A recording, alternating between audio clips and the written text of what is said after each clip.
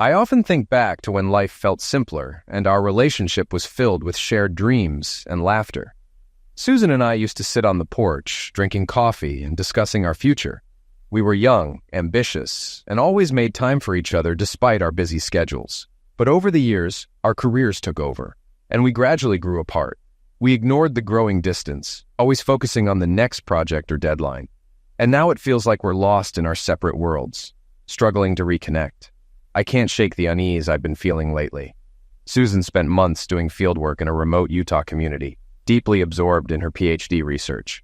Since she returned, she's been consumed by her thesis, spending all her time in her study, leaving our home quiet and distant. I find myself alone at my desk, grappling with the growing distance between us. I feel like Susan's ignoring my efforts to address our issues, and I'm running out of ways to bridge the gap. Now, a bit about us. I'm Ethan Allen, a geologist working in oil exploration. I'm good at what I do and was recruited right out of grad school. Susan, my wife, is an academic passionate about research and teaching. We met in college in Colorado, married 5 years ago, and both pursued our master's degrees, hers in sociology, mine in geology. Despite our different paths, we've always supported each other. But lately, things have changed.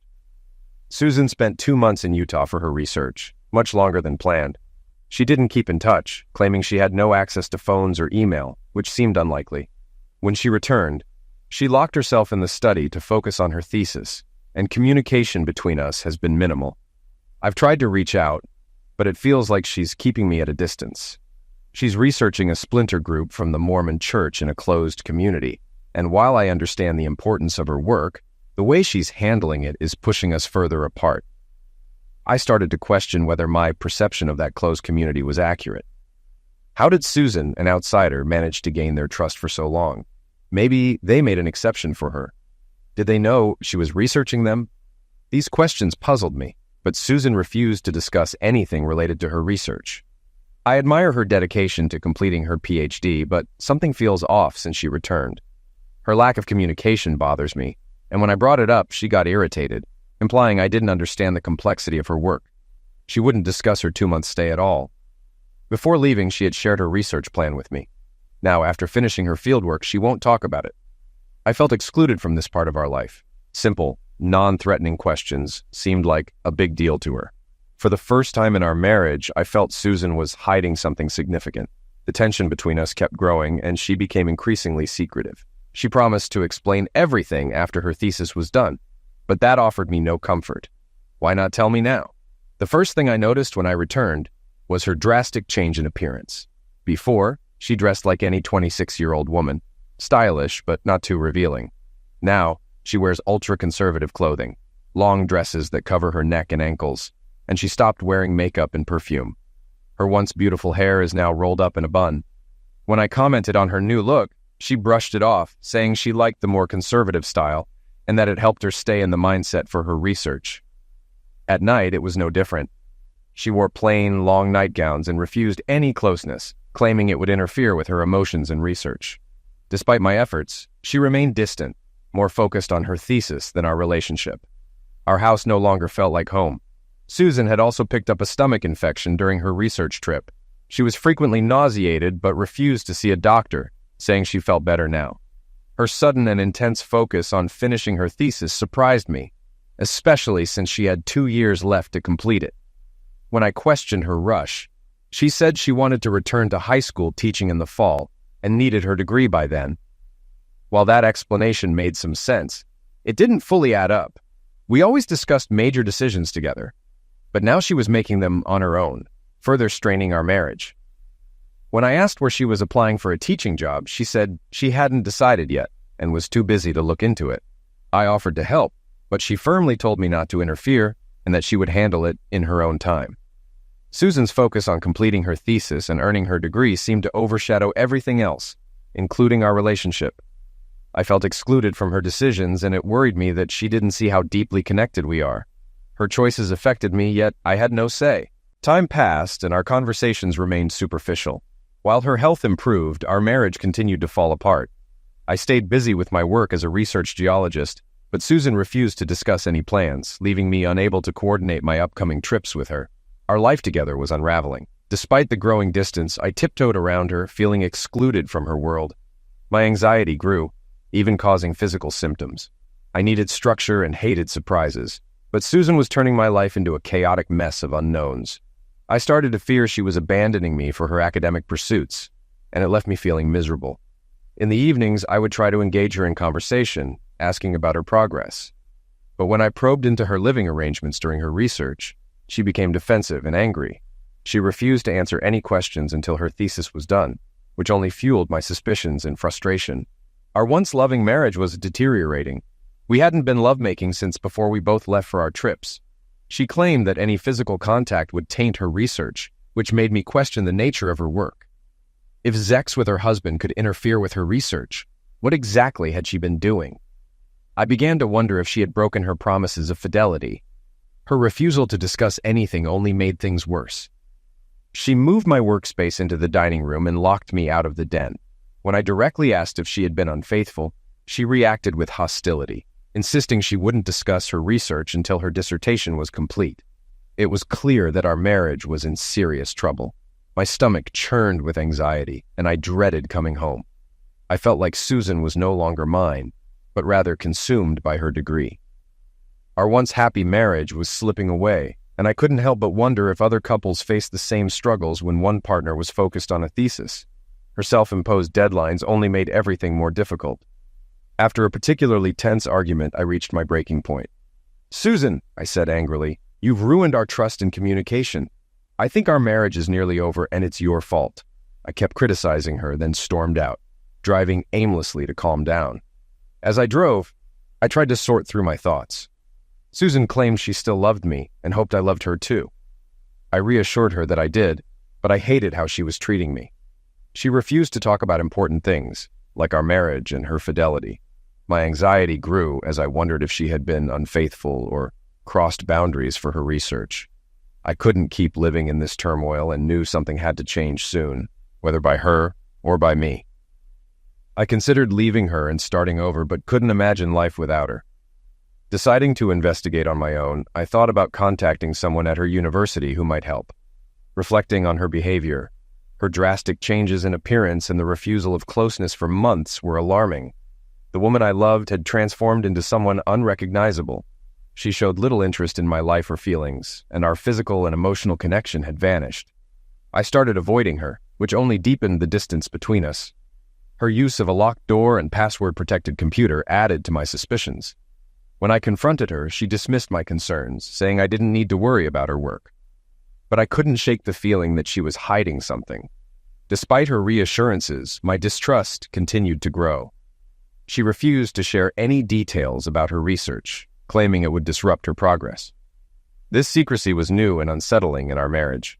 I told her I felt shut out, but she brushed it off as insignificant.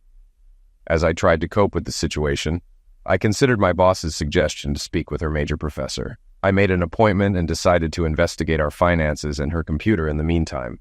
Finding nothing unusual in our bank accounts, I arranged for a tech expert to help me access her computer while she was out. I felt uneasy about snooping, but needed answers that Susan wouldn't give me. The opportunity came when Susan told me she had to meet with her thesis committee the following Tuesday, giving me the time I needed to dig deeper. With the help of my tech friend, I planned to uncover whatever secret Susan was hiding. That Tuesday morning, nothing changed. There was no closeness, no real affection, just the same distant behavior. Susan continued wearing oversized, conservative clothing that hid her figure. I decided to be patient a bit longer while gathering more information, but I knew I would soon confront her, or I'd consider divorce. Fortunately, we had no children. I met Professor Young in his office. He was polite and confirmed that he was Susan's thesis advisor. He also verified that she had a research expense account, but he didn't know if she had submitted any expenses. His secretary later provided me with a detailed account. When I asked about the unexpected twist in her research, he acknowledged it but said Susan should explain it to me. He mentioned that her research required revisions, but her committee supported her work. He advised me as a husband to have a deep discussion with Susan about everything that happened during her research, emphasizing the importance of forgiveness in marriage. His words only increased my anxiety and suspicions. I also asked about her communication setup, and he confirmed that she had been using her audio equipment to stay in touch with her committee. When I inquired about her living arrangements during the research, he told me she would cover that in her presentation but couldn't discuss it without her consent. He found it odd that she had asked him not to talk to me about it, further heightening my concerns. As I left, the secretary handed me a file with Susan's financial records, which I kept for later review. Driving home, my suspicions grew. Professor Young hadn't eased my worries. Instead, my paranoia deepened. There was no concrete proof of infidelity, but the secrecy raised red flags. At home, I hid the file in my desk and didn't mention my meeting with the professor to Susan. It was the first time I kept something significant from her, and it made me feel uneasy. We had a brief conversation, but the tension remained. I told her that her behavior was leading me to suspect infidelity and that it needed to change or our marriage would end. She just grimaced and gave a forced smile, promising to explain everything once her thesis was approved. On the day of her thesis defense, Susan dressed in the same conservative attire. I suggested she dress up for such an important event, but she dismissed my concerns, saying that her appearance didn't matter in her field. After she left, I called my tech friend, who was ready to help. He arrived with his equipment and quickly accessed Susan's computer, copying all her emails, files, and even deleted data. He erased any trace of our investigation and advised me to store the backup disks in a secure location. I rented a safety deposit box and placed the disks there, knowing that whatever was on them could potentially destroy our marriage. When my wife returned that evening, she seemed happy. She had eaten in the city and called to tell me to grab a burger for dinner. I asked about her thesis critique, and she smiled, saying it went better than expected. Her thesis was accepted for publication, and her final jobs were completed. She was thrilled and said, "I'm almost done. There won't be any more problems." She was almost dancing with excitement. "See, I told you my dress didn't matter. My research spoke for itself." I congratulated her repeatedly, but when I tried to hug and kiss her, she turned away. "I can't kiss you like we used to," she murmured. Confused and frustrated, I asked, "Your degree is secure, and your research is complete. Why can't we focus on our marriage now?" She pulled away, saying, "We can't go back." I pressed her for answers, asking if our marriage was over, but she only asked for one more week to handle grant finances and graduation fees.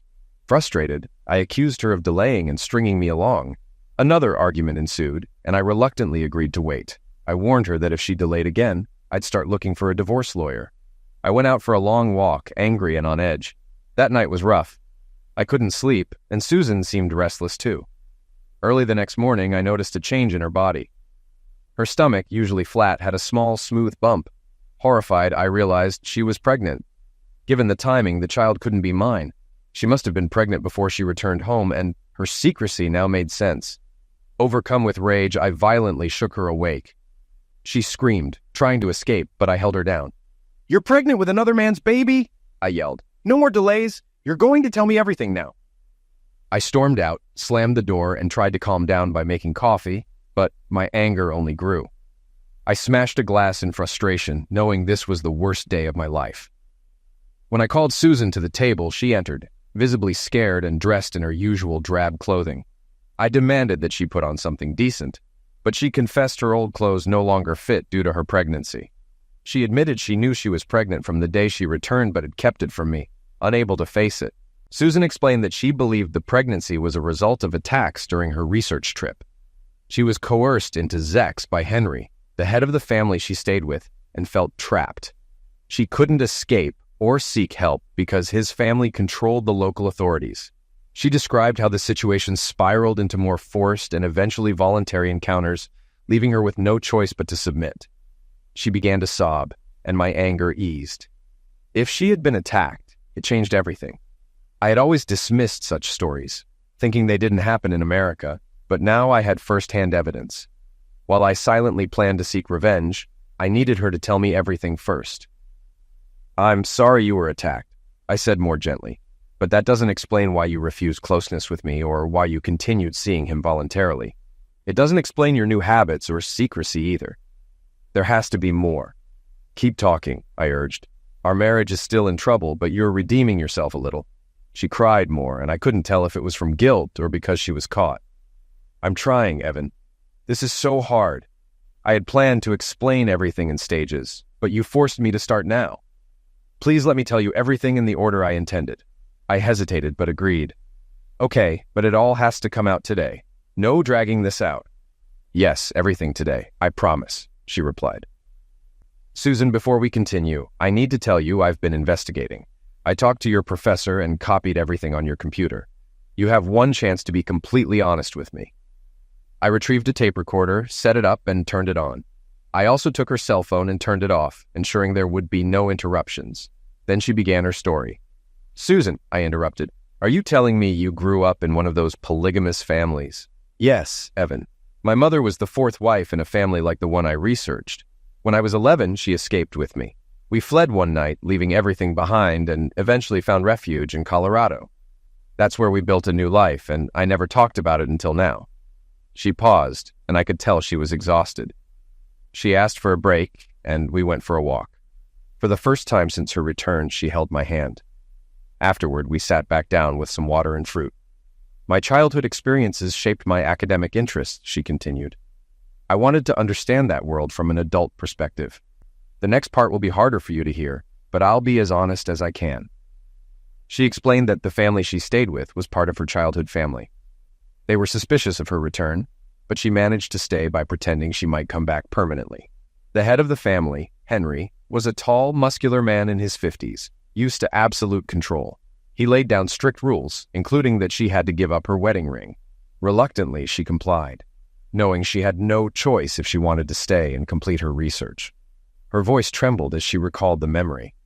He asked what was in my backpack. I told him it had my clothes, personal items, and my computer. He took the computer and smashed it with a hoe, then threw it away. He also took my purse and the $1,000 inside, saying women weren't allowed money in his house. I was glad I had hidden cash near the bus station. It became clear that I was more of a captive than a guest. Needing his approval for my research, I agreed to all his terms. She looked at me, her voice softening. Losing the computer is why I secluded myself when I returned home. I had to reconstruct everything from memory, including my emotional reactions, which were crucial to my research. That caused me a lot of anxiety, both there and here. But that was just a small part of my overall stress.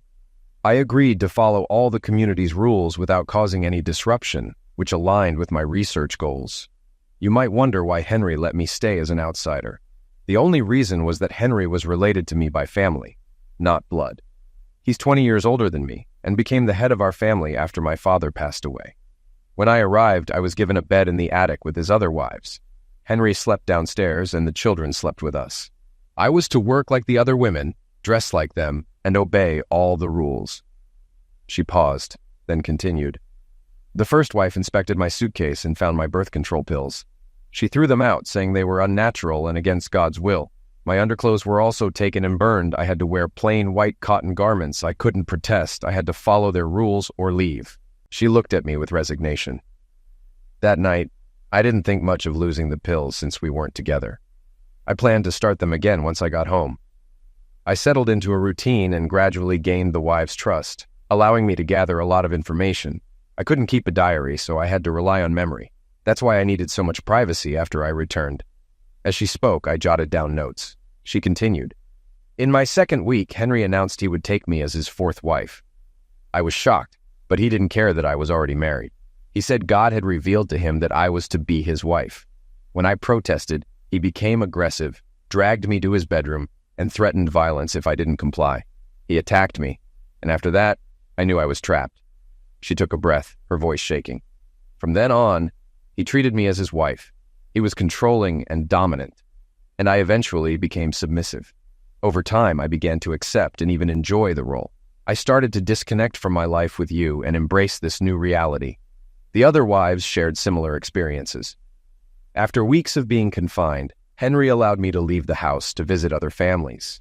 By then, I had gathered a lot of information for my research. I also became the community's teacher, developing lesson plans that conformed to their strict beliefs.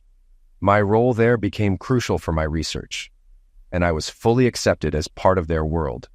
Her voice grew quieter as she added, One night after a party for Henry's daughter, I saw my chance to escape. I grabbed my hidden credit card, left a note, and walked the road my mother and I had taken years ago.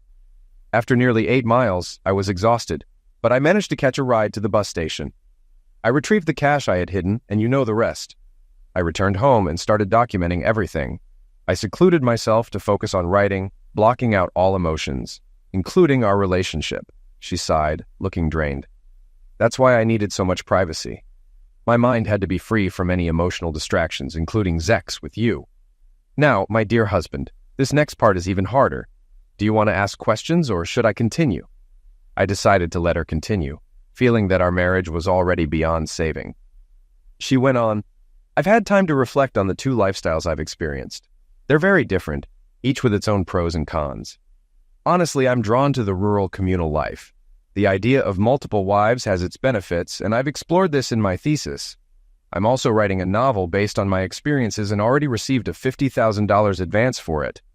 I've been very busy these past few months, she continued. Ethan, the wives got along well, even competing to satisfy their husband. What once drove my mother and me to flee now seems less serious after reflection. I believe people need to fit into their culture to be happy.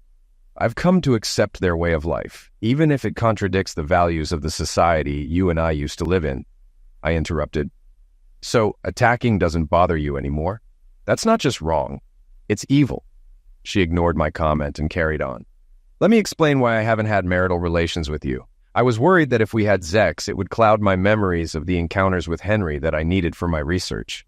Then, the pregnancy made me lose interest in sex. Over time, I realized I was torn between two very different cultures and two very different men. I couldn't continue like this. In the outside world, I'm married to you, and we share tender, gentle love. But with Henry, I was submissive, and that experience became more fulfilling for me. I craved the wild, dominant sex with him, and now that my thesis is complete, I need to decide. Do I stay with you or return to Henry? I can't have both. If I return to him, I must be faithful to him and cannot have been with you. If I stay with you, you'll have to accept that I'm carrying his child. I'm still wearing your wedding band because Henry made me wear it. He didn't buy a new one since he already had it. While the relationship started with attack, I later willingly engaged in the dominant submissive dynamic with him. It was exciting and new to me. Now I have to choose between you and this society or him and his community. It's not an easy decision. She paused before continuing. I've told my thesis committee everything, including how I learned to enjoy that dynamic. They know I'm pregnant, but it doesn't affect them academically. Now I'm ready to answer your questions. I just hope you'll be civil, as I have been. I sat quietly, processing her words. My mind cleared quickly. I realized I didn't need the information from her computer or the grant records. The tape recorder would suffice. I took a deep breath and spoke, trying to control my anger. You've left me out of your decision-making completely. You've forgotten your wedding vows, to have and to hold, forsaking all others until end of life. Yet you took another lover, had a child with him, and destroyed our marriage. You've pushed me out of your life, and now your option to remain my wife no longer exists. I've decided that our marriage is over. I continued. Your options are now limited. You can try to go back to Henry, who might take you back, or you can raise this child alone, like your mother did. Whatever you choose, you'll do it without my help. I won't support you or the child financially or emotionally. You've tortured me for months, and now our relationship is dead. You eliminated it. Tomorrow, I'll see a divorce lawyer. You chose research and infidelity over our marriage, and now you must live with the consequences. You used me while giving your heart and body to another man. Don't expect me to pay a dowry for someone else to take you off my hands. I let out a harsh, angry laugh. How do you expect me to do that? I asked. She snapped back. I have my own grant money and the advance on my novel. I don't need anything from your precious bank account. I can take care of myself. Susan, you've used me, not loved me, I replied. My hard work funded your research, while your grant only covered tuition. I paid for everything else without questioning you. You've been unfaithful not just physically, but financially. Did you marry me just to make your life easier and get your degree? You've broken my heart, and it seems you don't even care. You lied when you said you loved me. I've lost any desire to be around you. She winced and shook her head. Ethan, I did love you all these years. I hoped you would accept me. I'm torn inside too. I wanted you to show your love by being faithful without all the complaining, she said. But you let your emotions ruin our marriage, I retorted. You broke my heart and you can't fix it. You don't understand love or fidelity. Did you want me to accept your infidelity as a sign of love? What kind of monster have you become? You're like him now. She had shared everything with her academic peers, but kept it from me. I realized I had always been just a sideline in her life. "Are you going back to him? Do you even know what your penance will be?" I asked. "He won't tell you. He'll probably strike you half to end of life to set an example. You escaped once, but that won't happen again. If you go back, you might die there, and if you do, they'll cover it up. He'll see it as his right to discipline you. If you go back, you're risking your life and the life of your child. I won't be a part of it." I had no idea if what I said was true, but I wanted to scare her. I wasn't thinking of reconciliation. I just wanted to hurt her like she hurt me. "You think you can take care of yourself? You'll find out if you go back. If you value your life, be very careful." I couldn't understand how someone so intelligent could even consider returning to that life. Was she mentally ill? The idea of her turning her back on everything for a domineering man was baffling. I got up and walked around, feeling the weight of it all. The sun had set on our marriage. "Susan, this morning I was just angry. Now I'm exhausted and defeated. I'm numb. I feel some relief because at least I have closure. Now I need to figure out how to live without you. You no longer exist to me." I spoke quietly, drained of emotion. I felt old and broken. I no longer cared to attack her or argue. I just wanted her gone, out of my life entirely. She sat silently, staring at the wall. I went out for a walk to clear my head, knowing there was unfinished business. She had created her own punishment, but there was a man who still needed to feel the consequences of crossing me. I was determined to seek justice. I slept on the couch. The next morning, I called in for 2 weeks' leave. Susan had made coffee. "Enjoy it, Susan," I said. "You won't get any when you go back. There are plenty of things you won't enjoy, but you'll have your dominant Zex. We'll be divorced soon. Keep your $50,000, but don't expect any part of this house. It's going on the market today. I had plans for Henry that I wasn't going to share. Get ready to live somewhere else. I'm moving to the corporate apartment this afternoon. I'll get the rest of my things soon. From now on, we communicate through lawyers. Here's your cell phone." I packed in silence, taking the tapes in case we ended up fighting over the divorce. I didn't say goodbye. There was nothing good about this. She was just another obstacle to remove from my life. The next day, I closed our bank accounts and moved the money to new accounts. I canceled our joint credit card and applied for a new one. I met with a divorce lawyer and arranged everything. My boss was supportive and promised to help however he could. I told him all I needed was for my paycheck to go to my new account and some time off. If Susan called, the secretaries could give her my new number and I'd handle it from there. That took up my entire day. The next day, I went back to my former home. Susan wasn't there. I collected the tape recorder, the tapes, my books, files, clothes, tools, pictures, personal items, and my cello. I also contacted the realtor to update my address and phone number. They informed me they couldn't list the house without Susan's signature. Fine, let her handle the mortgage, the lawn, and the broken bathroom toilet.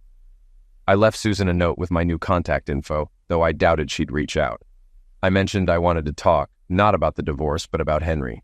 The more I knew about him, the better my chances of devising a successful plan. I was now determined to see Henry pay for his role in the collapse of my marriage. I wrote a heartfelt note asking Susan to meet and help me understand Henry's mindset and daily routine. I needed her to become an unwitting informant.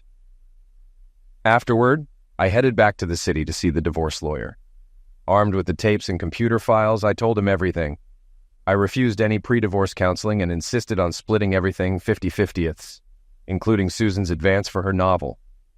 I wouldn't agree to alimony or child support. I demanded she give up my last name and that her child not carry my name either. I didn't want my name tarnished. I wrote a large check from my new bank account, not caring about the cost. What I needed was freedom. Freedom from Susan, the marriage, and the hate. Clear-headed, I could focus entirely on making Henry pay. Success was my priority, not time. That night, Susan called. She wanted to talk. We arranged to meet for lunch in our former hometown the next day. I slept well for the first time in months, feeling focused and determined. Susan was now just history. After packing a few things for my upcoming trip, I met Susan at the diner. She looked better, glowing in a modern prenatal dress with a bit of makeup. I wish the child had been mine. Her bruised cheek was still visible, but the waitress seated us in a quiet corner. I approached the conversation cautiously, complimenting her on returning to modern life, though it didn't matter to me anymore. "Ethan," she began, "I want to apologize for how I said things the other day." I replied. Susan, it wasn't how you said it, but what you did. Our divorce is inevitable. You'll receive the papers soon. The divorce will free you to return to Henry or live as a single mom. It also frees me from any obligations to you or Henry's child. I can never forgive your infidelity. I'm trying hard not to hate you. You were a prisoner, but you didn't try to escape. Maybe that was for the best. But what you experienced wasn't entirely like being attacked by a stranger. My mind is still confused. I want you to forgive me for the hateful things I said, I added before she could respond. I'm here to understand your life there, not to talk about Zex.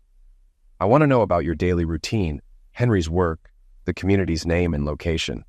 I have no interest in your lovemaking details. We ate in silence until she finished. Then she explained her plans to return to Henry.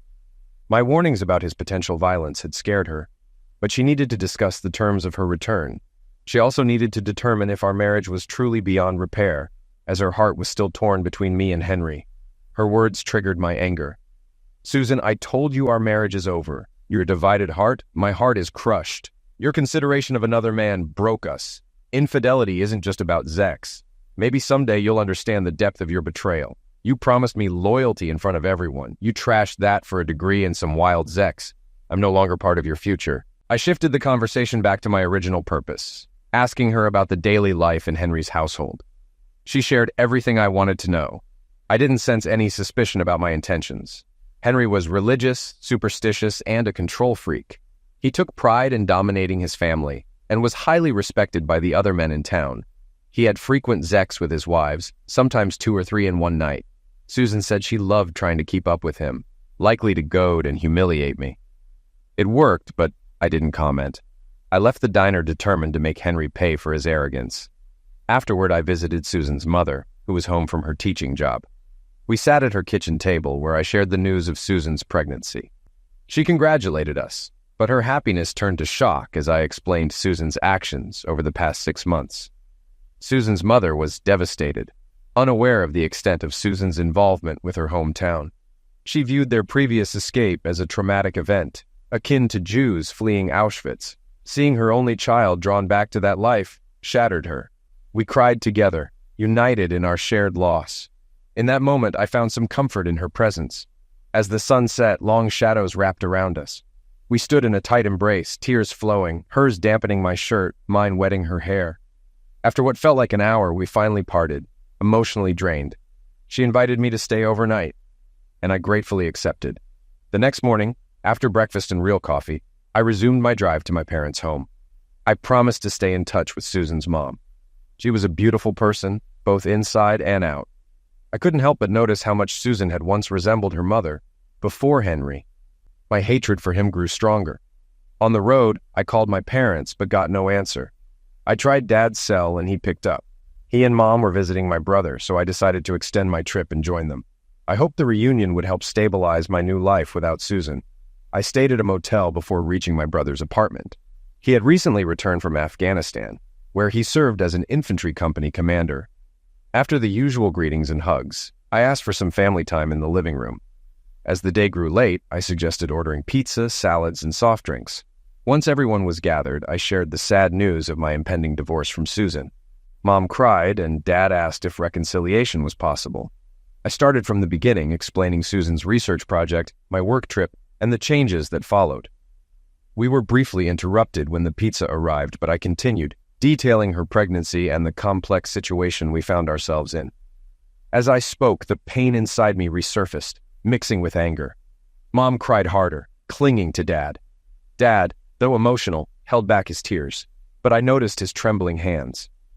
My brother remained silent, his military training and battlefield experience evident in his stiff posture. He finally stood up and walked around, deep in thought. When I finished, my brother quietly said, "Ethan, you and I need some time alone. Let's take a walk." He pulled me off the couch and we excused ourselves. We drove to my motel, called the family to let them know we'd be back in an hour or so, and then he began to speak. "Ethan, you're in a war and you might not be prepared. Let me tell you how to fight this battle," he said, taking control of the conversation. "There are rules to follow if you want to win. You may lose Susan, but you don't have to lose the war. Henry is your enemy, and you need to destroy him without suffering heavy losses. I don't need to know your plan now. But after you win, you can tell me. First, know your enemy, his strengths and weaknesses. Then, match your strengths to his weaknesses. Don't let him use his strengths against you or exploit your weaknesses," he continued. "Pick the time and place to strike. Surprise is crucial. If possible, make it a surgical strike. Limit collateral damage. You don't want to hurt innocent people. Plan carefully, keep it secret, and don't let emotions drive your actions. Your plan should be quick and efficient, not drawn out. Remember, success requires more resources than you think you'll need. Good luck, and be careful. Keep this conversation between us. Don't tell mom or dad anything. You're already in the battle, so follow these guidelines." With that, we headed back to his place. The next morning, we had breakfast together, and then mom and dad left for home. I followed them, needing to retrieve something I'd hidden in their attic, something even they didn't know about. I stayed for a few days, sleeping in my old bedroom. Mom gradually recovered, and Dad and I had long talks about my future, though nothing was said about my plans for justice. We just enjoyed being together as a family. Eventually, it was time for me to move on. While Mom and Dad were out shopping, I went to the attic, found what I needed, and loaded it into my SUV. The next day, I hit the road again, heading back to my apartment. My boss had been asking me to go on another expedition, and without Susan, it was easier to accept. I told my parents about the upcoming 2-month trip to the equatorial Atlantic off Africa, but it wouldn't start until I'd used up all my leave time. I had up to 3 months before I had to go. Back in Utah, I put the weapon, still in its boxes, into short-term storage. I knew satellites could track us, so I also picked up some furniture from my former residence to store. Along with the weapon, I accessed satellite maps of the area around Henry's town, studying them intently. I wanted him dead, but more than that, I wanted him to suffer. A quick end of life wouldn't be enough. I wanted to humiliate and degrade him publicly. As I planned, I realized eliminating him outright wasn't enough. He needed to know it was Susan's husband who took him down, but I couldn't leave any evidence. I smiled, imagining him on the receiving end of justice. Susan wasn't getting off scot-free either. I contacted a tough lawyer, recommended by my boss, to threaten the university with a lawsuit. I wanted to make them regret approving Susan's research. I didn't care about the legalities. I just wanted to get their attention. The lawyer sent a letter to the university president and the board of trustees, threatening a $20 million lawsuit. Their response came quickly. Susan's degree hadn't been granted yet, and the board hadn't given final approval. My lawyer demanded that they reject her research entirely and revoke her thesis, with no chance of appeal. In less than 2 weeks, the board passed a resolution instructing the president to correct the department's findings, reprimand those involved, and deny Susan's degree. They even contacted her publisher, forbidding the use of the university's name in connection with her book, and froze her research grant account. I was satisfied. Weeks later, the university couldn't reach Susan to inform her of their decision.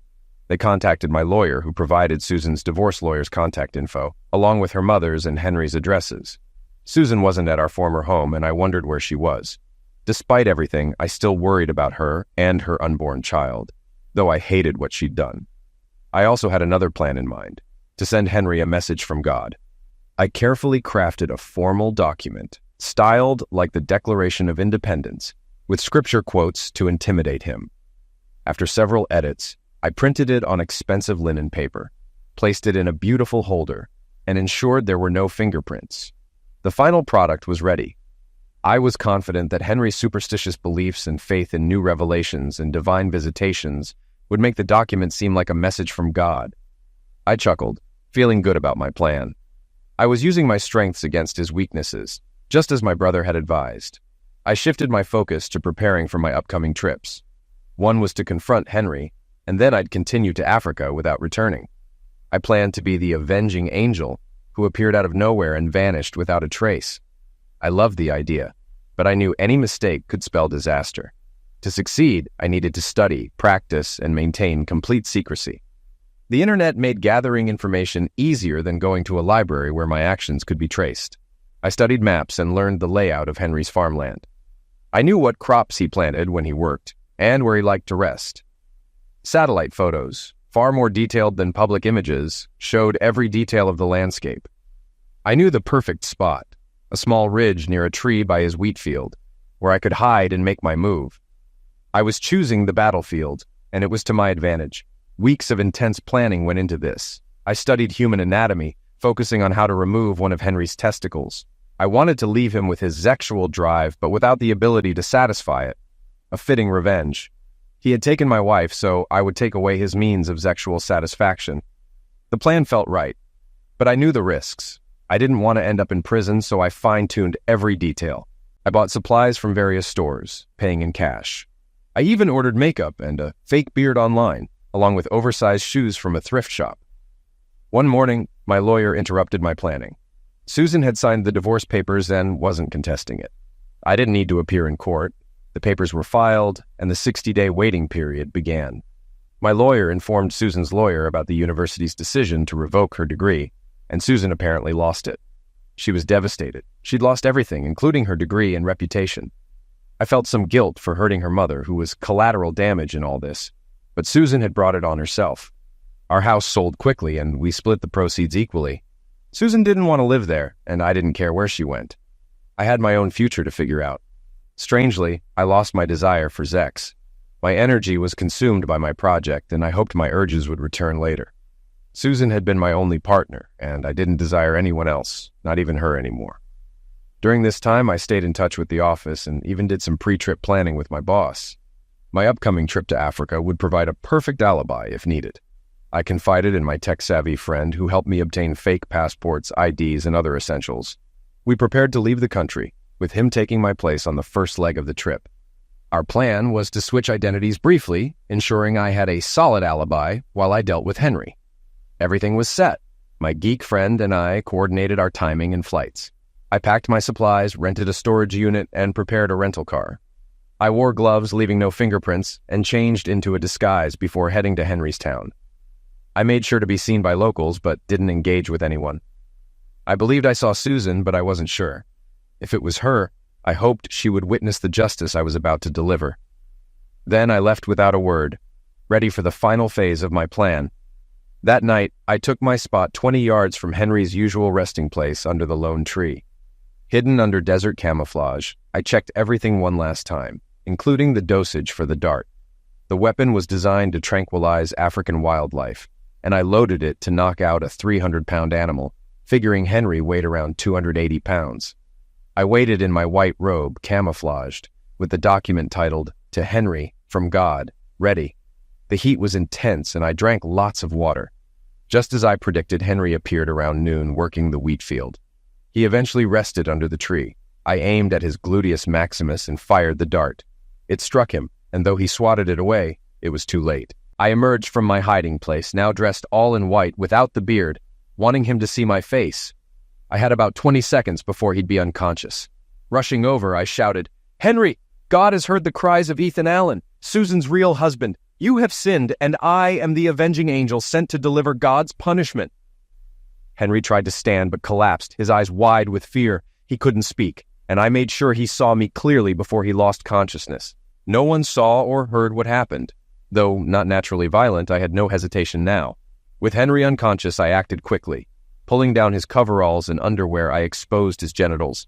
After tying a tight ligature around the base, I used a surgical knife to remove most of his johnny, leaving just a small stump. I poured astringent on the wound to stop bleeding. Then, I tied off his testicles, removed one, and secured the other with a cotton string. I placed the removed testicle around his neck as a grim trophy, and put his johnny in a bag with preservative solution. There was minimal bleeding, and I was satisfied with the result. Henry would live, but without his manhood. I left a message between his legs, the written testament of the avenging angel's visit, with his testicle on top as a gruesome display. I didn't stick around to gloat. After collecting everything, I erased any signs of my presence and left, making sure my tracks suggested a different culprit.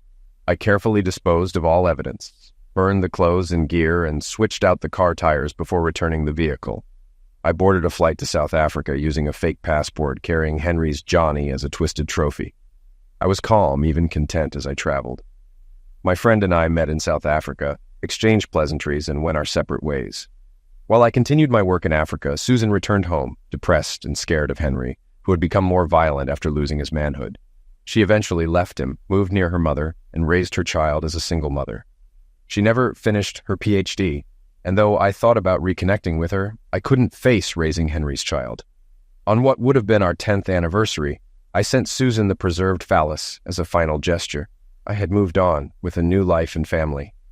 In the end, no one really won. Susan lost her PhD, Henry lost his manhood in Susan, and I lost the woman I once loved.